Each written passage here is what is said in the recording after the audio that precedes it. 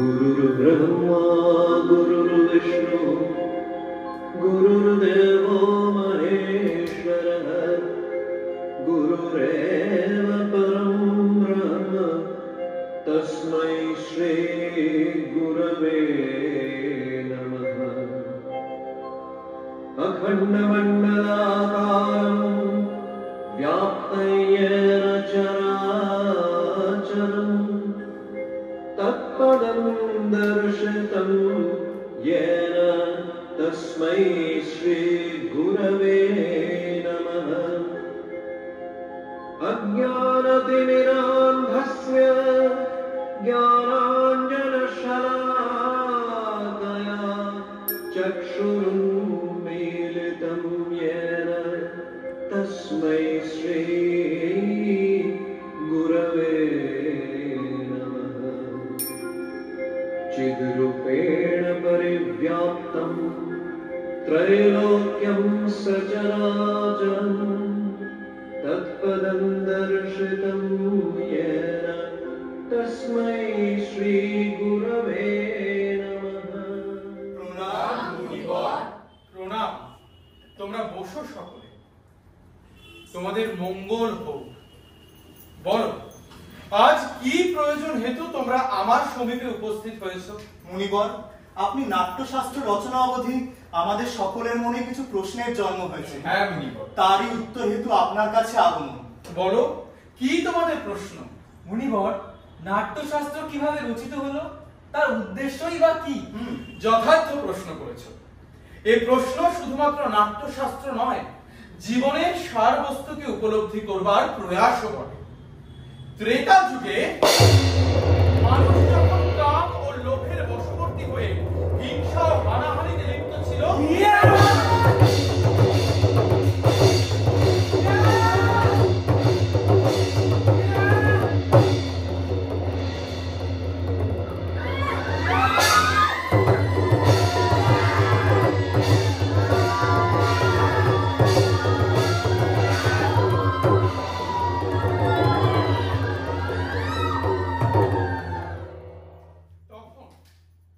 তখন দেবরাজ ইন্দ্র ভগবান ব্রহ্মার কাছে প্রার্থনা জানালেন এমন কিছু সৃষ্টির জন্য যা একাধারে দৃশ্যমান ও শ্রাব্য হবে এবং যার দ্বারা পুনরায় মানুষকে ধর্ম ও মোক্ষের পথে চালিত করা সম্ভব।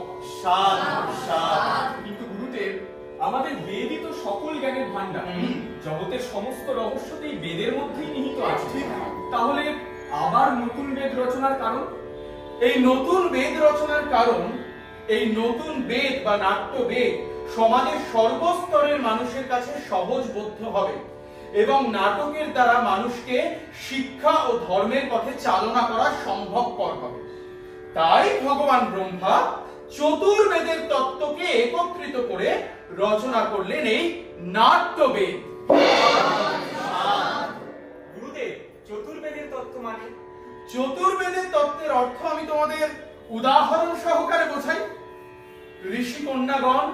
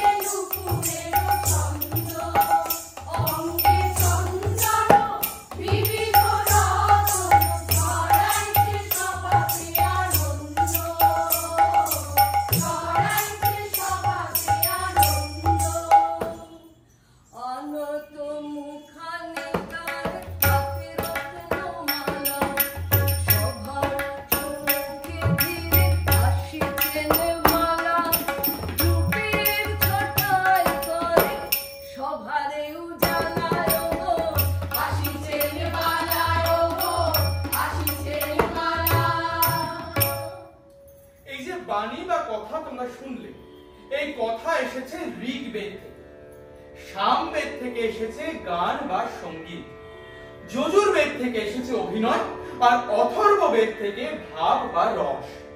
এই চতুর্বেদের তত্ত্ব সম্মিলিত হয়ে সৃষ্টি হয়েছে নাট্যশাস্ত্র।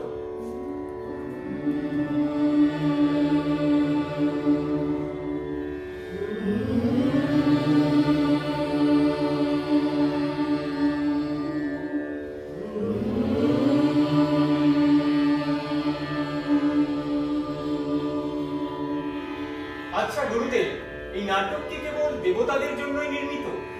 এই একই প্রশ্ন ভগবান ব্রহ্মাকে করেছিলেন রাক্ষসের দল। ভগবান ব্রহ্মা তার উত্তরে বলেছিলেন, নাট্যশাস্ত্র সকলের জন্য। দেবতা, দানব, মানব এদের সকলের অন্তর্নিহিত শুভাশুভ প্রকাশ করার জন্যই নাটকের সৃষ্টি। দুঃখ, কষ্ট, যন্ত্রণা থেকে মুক্তির জন্য।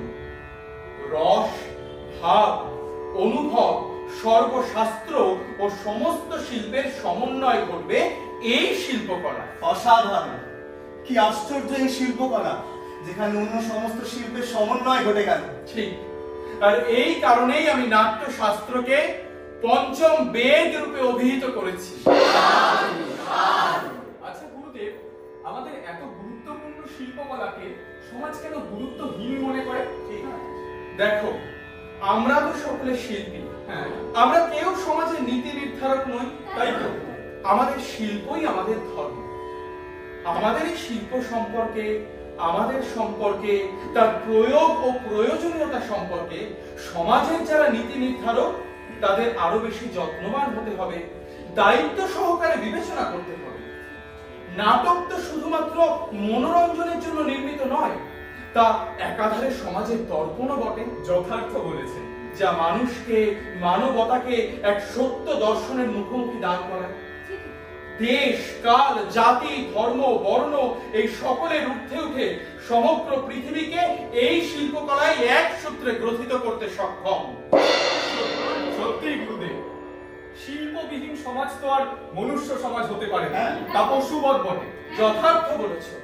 আর তাই সমস্ত শিল্প ও শিল্পীদের যথাযোগ্য সম্মান প্রদর্শনের উদ্দেশ্যে আমি এই নাট্যশাস্ত্রকে পঞ্চম বেদ রূপে অভিহিত করেছি। এসো আমরা সকলে মিলে আমাদের প্রার্থনা জানাই।